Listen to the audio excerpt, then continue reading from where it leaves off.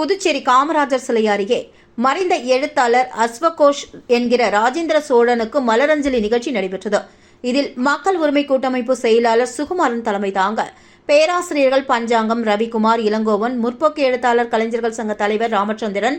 சொல்லாய்வு செல்வர் வேல்முருகன் உள்ளிட்டோர் முன்னிலை வகித்தனர். ராதே அறக்கட்டளை தலைவர் பொறிஞர் தேவதாசு மலரஞ்சலி நிகழ்ச்சியை துவக்கி வைத்தார். இந்திய கம்யூனிஸ்ட் கட்சியின் மாநில செயலாளர் சலீம், மார்க்சிஸ்ட் கம்யூனிஸ்ட் கட்சியின் மாநில செயலாளர் ராஜாங்கம், மக்கள் வாழ்வுரிமை இயக்க செயலாளர் ஜெகநாதன், திராவிட விடுதலைக் கழக தலைவர் லோக ஐயப்பன், தமிழர் மீனவர் விடுதலை வேங்கைகள் தலைவர் மங்கேர் செல்வன்,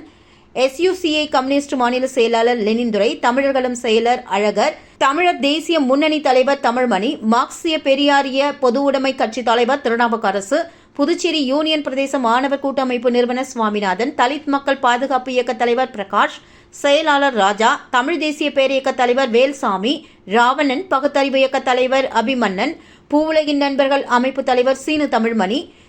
புதுவை தமிழ் எழுத்தாளர் கழக செயலாளர் புதுவை தமிழ் நெஞ்சன், விடுதலை வாசகர் வட்ட தலைவர் தமிழ்ச்செல்வன், அண்ணா பேரவைத் தலைவர் இளங்கோ, அகில இந்திய மஸ்லிஜி கட்சி நகர தலைவர் பலுலுல்லா, பெரியார் சிந்தனையாளர் இயக்க தலைவர் தீனா, புதுச்சேரி வலைப்பதிவர் சிரகம் தலைவர் சுகுமாரன், இயற்கை மற்றும் கலாச்சார புரட்சி இயக்க தலைவர் பிராங்க்லின் பிரான்சுவா, வரலாற்று ஆய்வு நடுவர் தலைவர் முனைவர் ஆனந்தன், அண்ணல் காந்தி மக்கள் இயக்க தலைவர் வேணு ஞானமூர்த்தி, ஆவணப்பட இயக்குநர் அருண்மொழி சோழன், பாவலர் பைரவி, சுகன்யா உட்பட